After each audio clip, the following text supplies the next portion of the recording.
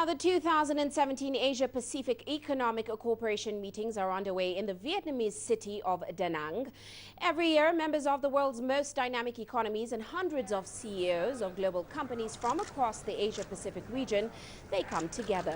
The theme of this year's Apec summit is creating new dynamism and fostering a shared future. The CEOs' meetings will run till Friday, and the program features interactive discussions, presentations, and a dialogue on a wide range of issues affecting the development of the region. These include innovation and entrepreneurship, a healthy workforce, sustainability, and inclusive growth.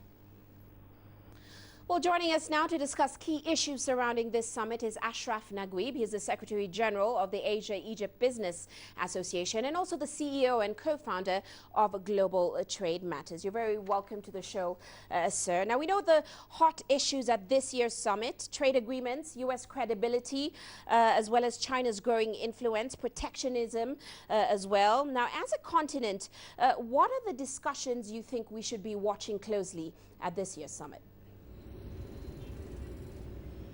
Well, it's always a pleasure to be with you, and thank you for having me.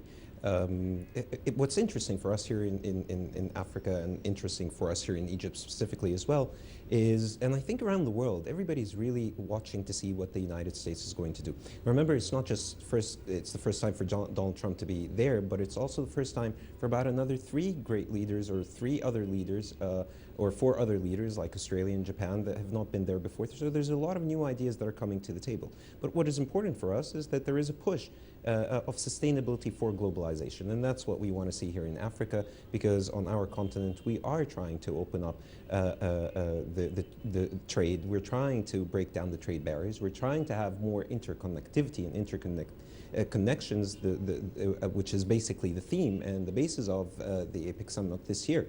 So we are looking to see that, what we're happy to see so far, that there is still a push from the other 20 countries of APEC towards globalization, maintaining the status quo.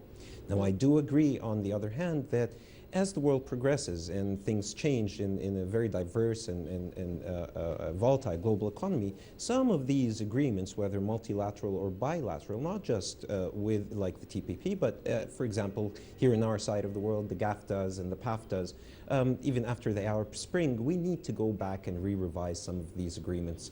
And I think APEC also needs to do the same thing at this point. But the push for globalization is what we want to see.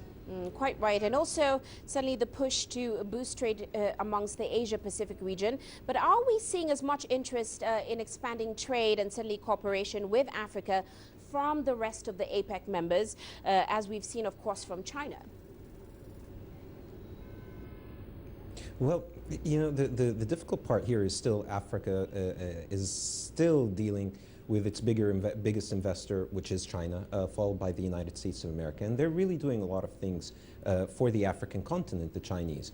Now, one of the issues that we are really facing here in Africa, and I think the Egyptian President Abdel Fattah Sisi was very, very clear when he was addressing the youth forum that we're holding here in Sharm el-Sheikh, that Africa will not grow and Africa will not become a real global player unless we have the infrastructure that interconnects us as a continent. Until now, we do not have the railway systems, we do not have the highways, and I think that's really where the experience of APEC can come into this, or just the South Asian countries, because China has invested, and we've seen some of the examples in Vietnam as well, in new technologies, in roads, and all of that is part of their push with the One Belt, One Road. So what we're looking at here is more cooperation between China and Africa. We want to see more infrastructure projects. We want connectivity for the continent. And more importantly, APEC is also looking at education. They've got their education cooperation strategy, and we need to enhance education in Africa for us to be able to be more innovative, more competitive, and to be the trade partners that we want to be.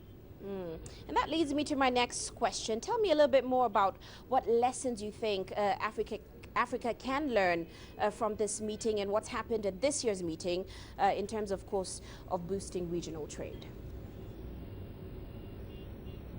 Well, again, you're talking about, you know, 2.8 billion people represented by these 21 countries. You are talking about 59% or 52% of the world GDP, 49% of the total global trade represented in these 21 countries. The reason that they became this strong and they are that powerful is because they built themselves bit by bit by creating the infrastructure that they need, bringing out the trade barriers, moving into the concept of globalization, having the initials or the essentials of cooperation. And these are a lot of the fundamental things that we are still lacking in Africa. But the lesson to be learned here that you will not be able to interconnect your continent until we have that real infrastructure that brings us together and brings us closer and makes the business environment in Africa a little bit easier. And I think the Chinese have been very, very strong in that. And I think there's a lot that we can learn from that side of the world at this point. Well, many thanks for joining us and many thanks for your insights, sir. Of course, that was Naguib, Ashraf Naguib. He's the Secretary General of the Asia-Egypt Business Association.